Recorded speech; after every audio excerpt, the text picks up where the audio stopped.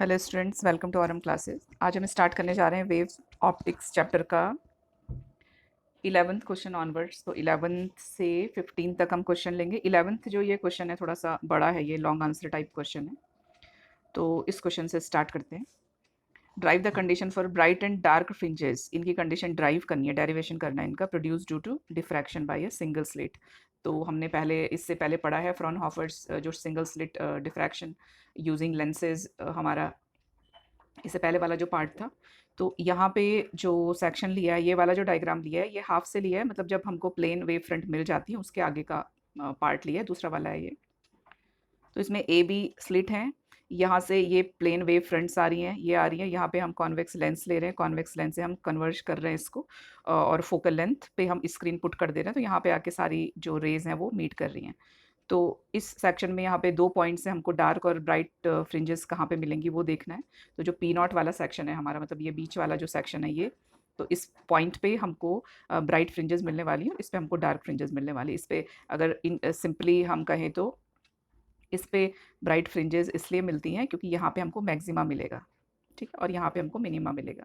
तो P not पे हमको मैक्सिमा क्यों मिलेगा? क्योंकि जितनी भी सेकेंडरी वेवलेट्स हैं वो इक्विडिस्टेंट रहेंगी, इस यहाँ से लेके इस ओ पार्ट से लेके और पी नॉट पार्ट तक जितना भी ट्रैवल कर रहा है, अपर हाफ और लोअर हाफ में ये इक्वी डिस्टेंट है, डिस्टेंस में डिफरेंस नहीं है, मतलब ऑप्टिकल पार्ट डिफरेंस है जो इन दोनों के बीच में वो जीरो है। इसलिए क्या होता है, इसलिए जो सुपरपोज जो इंटरफेयर करते हैं वो सेम फेज में करेंगे। सेम फेज में हम सुपरपोज करती हैं अगर वेव्स, तो क्या होगा, यहाँ पे हमको ब्राइट इमेज मिलेगी पी नॉट पे। तो ये पी नॉट का हो गया। पी पे आते हैं। पी पे देखो, पी पे थोड़ा सा डिफरेंट है, इस पे हमको मिनिमा डार्क फ्रिंजेस मिलते हैं। तो इस पे क्यों मिल रहे हैं? क्योंकि आप देख रहे हो यहाँ पे पार्ट डिफरेंस है, ये बी एन पार्ट डिफरेंस है, यहाँ पे इतना पार्ट डिफरेंस हो जाता है, मतलब जो इक्वल डिस्टेंस है वो यहाँ से लेके और यहाँ तक है, और यहाँ से लेके है, मतलब इतना जो बी से लेके और ये सी पॉइंट जो दिया हुआ है बी से सी, यहाँ पे ये पॉइंट या ये दोनों point, this is the path difference. तो ये इसमें हमने पढ़ना है। तो लिखना कैसे इसको, यहाँ से स्टार्ट करेंगे कि plane wave front incident on A B slit है। इस पे ये प्लेन वेव फ्रंट है, ये 3 जो आपको लाइंस दिख रही हैं। ए ओ और ओ बी के बीच का डिफरेंस भी ए हाफ है। तो स्टार्ट हम ऐसे करेंगे कि plane wave front incident on A B, diffracted light focused by कौन से लेंस से, कन्वर्जिंग लेंस से, कॉन्वेक्स लेंस से हम इसको यूज़ कर रहे हैं। तो यहाँ पे फोकस्ड हो रही हैं, यहाँ पे फोकल प्लेन है यहाँ पे। फिर आप ये भी लिख सकते हो यहाँ पे, अगर ज़्यादा वेटेज का ये क्वेश्चन आता है कि according to Huygens principle, otherwise आप ये सब थ्योरी छोड़ के डायरेक्ट डेरिवेशन भी कर सकते हो अगर कम मार्क्स का आता है तो क्या है ह्यूजेंस प्रिंसिपल कि each and every point of the slit acts as a source of secondary wavelets. ये आगे हमने पढ़ा है इससे पहले, स्प्रेडिंग इन ऑल डायरेक्शन। तो वो जरूरी नहीं है कि वो इसी डायरेक्शन में जा रहा है, वो तो कितने भी डायरेक्शन में जा सकता है, मतलब ये पी पॉइंट यहाँ पे भी ले सकते हैं, यहाँ पे भी ले सकते हैं, अपर हाफ लोअर हाफ कहीं पे भी ले सकते हैं हम इसको। फिर उसके आगे आप लिखेंगे नंबर 1 और पोजीशन ऑफ मिनिमा, सेकेंडरी मतलब हम मिनिमा की पोजीशन एक्सप्लेन करेंगे पहले, उसके बाद मैक्सिमा की करेंगे। तो point P on screen at which wave travelling in a direction making an angle theta with O P. तो ओ है हमारा, ये ओ है और ये हमारा पी है, ठीक है। अब एंगल थीटा यहाँ पे, ये जो स्ट्रेट लाइन है इधर, इस लाइन से कितना इसका डिफ्रैक्शन हो रहा है, कितना, तो ये थीटा एंगल है।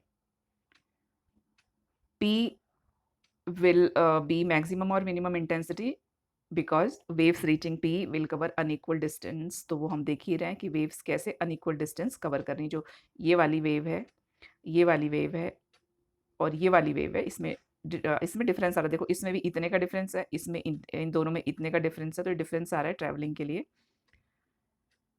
फिर हम क्या करेंगे, एक परपेंडिकुलर ड्रॉ करेंगे। ड्रॉ परपेंडिकुलर ए सी, हमने क्या किया, ये ए है और ये सी परपेंडिकुलर हमने ड्रॉ किया। BC is the path difference. तो इन दिस केस B और C ये क्या हो जाएगा, ये हमारा पाथ डिफरेंस हो जाएगा फ्रॉम ट्राइंगल ABC। अब A B और C, इस ट्राइंगल में आप देखें तो थीटा यहाँ पे, तो थीटा का opposite divided by hypotenuse theta होगा। तो ऑपोजिट इसका BC है और इसका हाइपोटेन्यूज है AB। तो BC डिवाइडेड बाई AB, तो BC is equal to AB sine theta.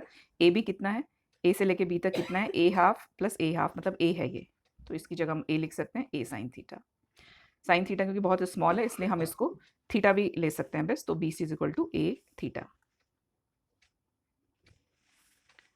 अब बी और सी, यहाँ ये हमारा बी था पॉइंट यहाँ पे और ये हमारा पॉइंट था सी, तो B C is equal to अगर लेमडा है और theta is equal to theta 1 है, तो जो हमने पीछे एक्सप्रेशन देखा वो एक्सप्रेशन क्या हो जाएगा, sine theta 1 is equal to lambda divided by A.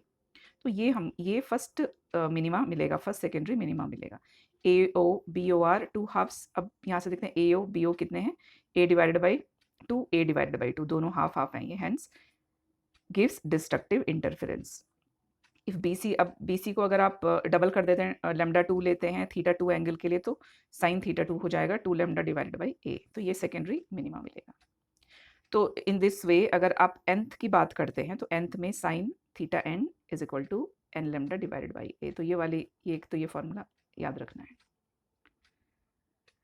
If theta n number of theta d होता है डार्क के लिए, तो डार्क फ्रिंजेस के लिए if this is very small, तो sine theta n D is equal to, क्योंकि ये होता है मतलब ये जो एक्सप्रेशन है हमारा, ये एक्सप्रेशन है हमारा, ये ऊपर हमने देखा था ये वाला एक्सप्रेशन, तो एन की जगह बस ये डी लिख देना है, तो डी डार्क के लिए अगर बहुत स्मॉल है तो क्या होगा, Y N D divided by D, ठीक है, क्योंकि हमारा देखो ये यहाँ पे जो एक्सप्रेशन था sine theta n D is equal to n lambda divided by a, और थीटा हमारा ये इसका जो वैल्यू है यहाँ पे Y N D divided by Y, ये पूरा पोर्शन ये वाला हो गया ना जो लेंथ है, डिवाइडेड बाई टी, तो Y N D is equal to ये डी इधर चला जाएगा और ये एक्सप्रेशन मिलेगा। तो ये भी आगे ये सब जो छोटे छोटे जितने भी एक्सप्रेशन आ रहे हैं ड्यूरिंग डेरिवेशन, ये सब न्यूमेरिकल्स में काम आएंगे, तो ये भी न्यूमेरिकल्स में काम आता है, ये भी न्यूमेरिकल्स में काम आता है, ठीक है, तो ये सारे एक्सप्रेशन काम आएंगे। मतलब कि यहाँ पे इसका मतलब है कि जो W है, W is equal to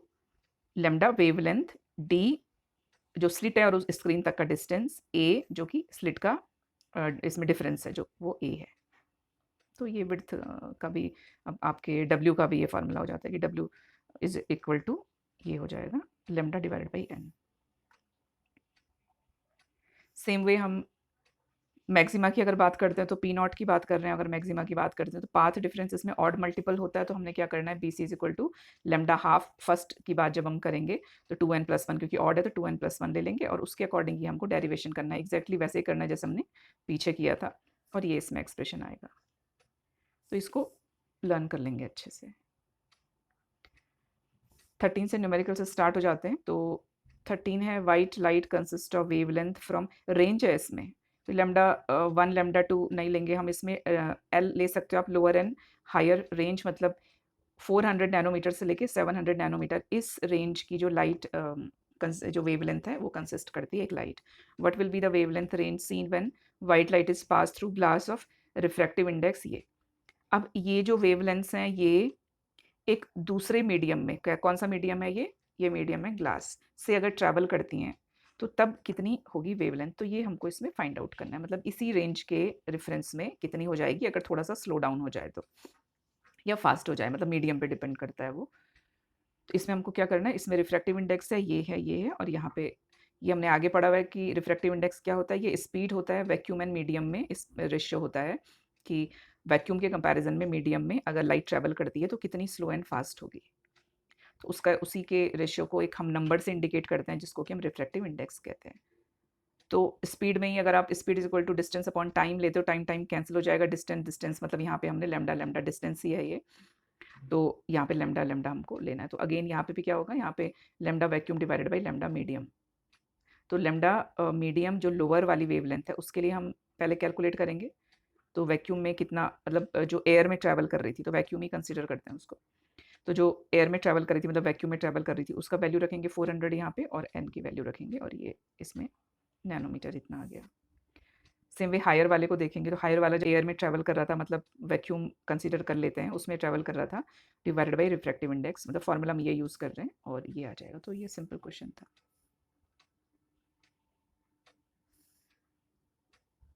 14 question है, the optical path of ray of light of a given wavelength traveling a distance of 3 centimeter in flint glass, तो 3 सेंटीमीटर ट्रैवल कर रहा है ये, यहाँ पे आपको गिवन पहले लिखना है, ऊपर लिखना है, यहाँ पे ये मैंने यहाँ पे लिख दिया, तो मतलब एग्जाम में ऐसा नहीं लिखना है, इसको यहाँ पे लिखना है एकदम टॉप में।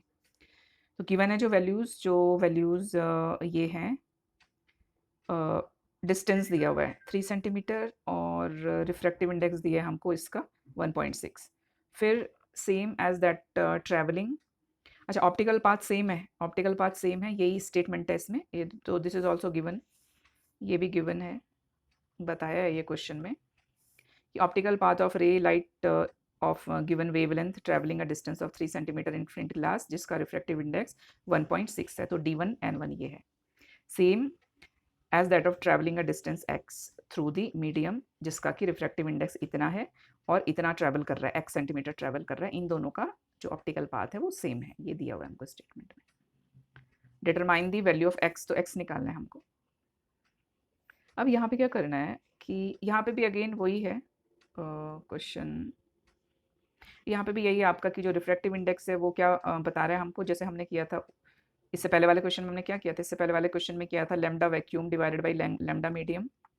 तो यहाँ पे भी यही करना है, N1 is equal to distance in vacuum divided by distance in medium, यही करना है यहाँ पे। तो डिस्टेंस इन वैक्यूम निकालना है हमको डी। तो ऑप्टिकल पाथ को हम कैसे डिफाइन करते हैं, ऑप्टिकल पाथ को डिफाइन करते हैं हम कि कितना ट्रैवल कर रहा है, कितनी डिस्टेंस ट्रैवल किया है ना into refractive index of that medium. तो ये ऑप्टिकल पाथ होता है। तो डी वैक्यूम ऑप्टिकल पाथ है, डी वैक्यूम ऑप्टिकल पाथ है, दोनों के दोनों सेम है इन दोनों कंडीशंस के लिए। तो इन दोनों को हम इक्वेट कर सकते हैं, बस इनको इक्वेट करना है, वैल्यूज पुट करनी है। N1 N2 हमको मालूम है, N1 N2 मालूम है, D1 मालूम है, D2 क्योंकि x है तो ये हमको फाइंड आउट करना है। तो इतना आ जाएगा इसका आंसर। 15 क्वेश्चन है। 15 question is a double slit arrangement produces interferent fringes for sodium light जिसकी वेवलेंथ इतनी है। तो कितनी वेवलेंथ है, 589 nanometre, that are 0.20 degree apart.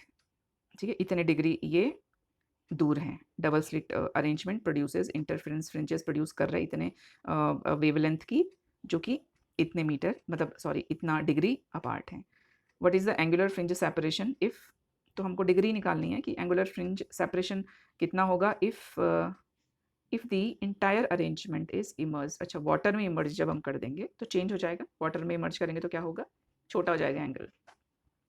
तो वाटर में इमर्ज किया मतलब रिफ्रैक्टिव इंडेक्स दिया हुआ है तो कितना होगा। तो हमको ये देखना है कि पहले वेवलेंथ इतनी है और एंगल 0.20 डिग्री है, रिफ्रैक्टिव इंडेक्स इतना है। तो इसमें भी क्या है, इसमें कि हमको क्या करना है, दो हमको ये तो दिया हुआ है, देखो ये हमको दी, ये वैल्यूज़ दी है ना, दीज आर गिवन, ये वैल्यूज़ गिवन है। हमको कैलकुलेट ये करना है, थीटा डैश कैलकुलेट करना है। तो थीटा डैश के लिए हमको लेमडा डैश चाहिए डिवाइडेड बाई ए।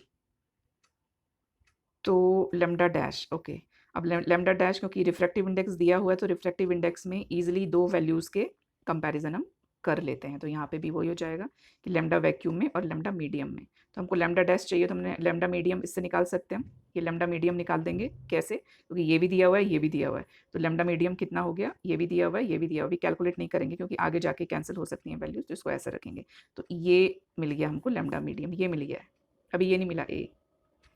अब इसका भी देखो हमने आगे फॉर्मूला पढ़ा था, theta is equal to lambda divided by a. ठीक है, तो अभी किया था ना थ्योरी वाला क्वेश्चन डार्क और ब्राइट फ्रिंजेस वाला, तो उसमें आया था फॉर्मूला लेमडा डिवाइडेड बाई ए। तो ए डिवाइडेड बाई, क्योंकि ये भी मालूम है ये भी मालूम है, a divided by lambda a is equal to lambda divided by theta. तो ये दिया हुआ है, इसको भी हम अभी एज सच रहने देते हैं। ठीक है, तो ए की वैल्यू हो गई लेमडा, इसकी डैश की वैल्यू हो गई। तो theta dash is equal to lambda dash divided by a, lambda dash divided by ए। तो देखो यहाँ पे ये काम आया ना, इसको दोनों को हमने कैंसिल करी, दोनों कैंसिल हो गए, ये ऊपर चला जाएगा ये नीचे आ जाएगा ये। तो डिवाइड करेंगे हमको वैल्यू जो आएगी वो इतनी आएगी 0.15